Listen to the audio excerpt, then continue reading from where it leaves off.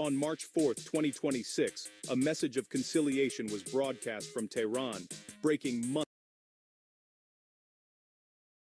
of escalating violence. Iran's new president, Masoud Pezeshkian, appeared on state television, apologizing for recent missile and drone strikes on Gulf nations and announcing an immediate halt to attacks.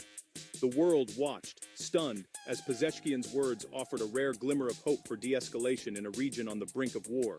Elected after years of turmoil, Pezeshkian's reformist leadership promised a new direction for Iran, battered by internal unrest and external conflict. His pledge was more than political. It was an olive branch extended across a waterway turned front line.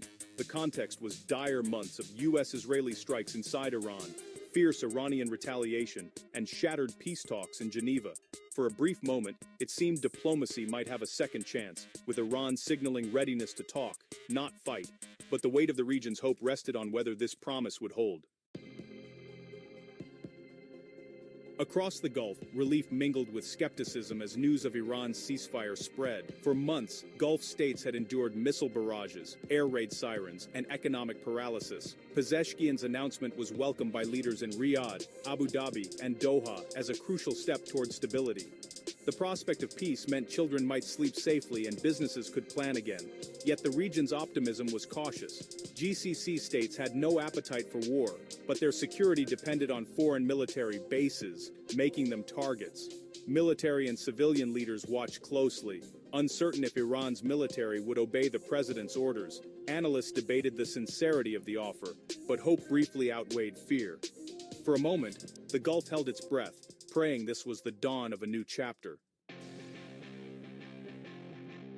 The fragile hope was shattered within hours. Air defense systems in the UAE, Bahrain, and Kuwait sprang into action as new waves of Iranian missiles and drones streaked across the night sky. The promise of peace evaporated in the smoke of fresh explosions, plunging cities back into chaos and fear. Residents felt betrayed, and confusion reigned. Was the president's pledge meaningless?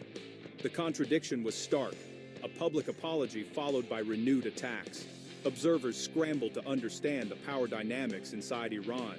The international community, once cautiously optimistic, now faced a far more unpredictable crisis. The path to peace was clearly more complicated than a single televised promise. To understand the chaos, one must grasp Iran's divided power structure. President Pezeshkian leads the civilian government, but real military power lies with the Islamic Revolutionary Guard Corps, IRGC. The IRGC, operating independently, controls Iran's missile and drone programs and often acts without government oversight. The renewed attacks defying the president's pledge signaled the IRGC's dominance. Recent U.S.-Israeli strikes had killed top IRGC commanders, possibly fueling rogue actions or revenge attacks. The result, a fractured chain of command with reformist diplomats and hardline commanders pulling Iran in opposite directions.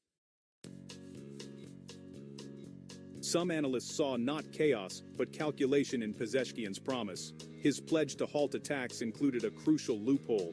Iran would not strike neighbors unless their territory was used for attacks against Iran. Many Gulf states host U.S. and allied bases, which had supported strikes on Iran.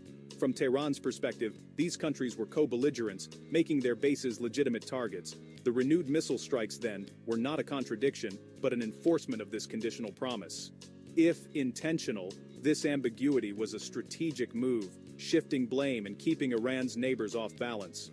The peace offer became a warning: stop hosting foreign attacks, or face continued retaliation. The whiplash from peace to renewed violence plunged the Gulf into dangerous uncertainty. Trust evaporated. Every radar blip in ship movement became a potential flashpoint. The Persian Gulf, vital to global energy, now faced the risk of prolonged disruption, threatening oil supplies and global markets. Insurance and shipping costs soared, fueling inflation worldwide. Diplomacy stalled. Foreign powers could not know who truly controlled Iran's military.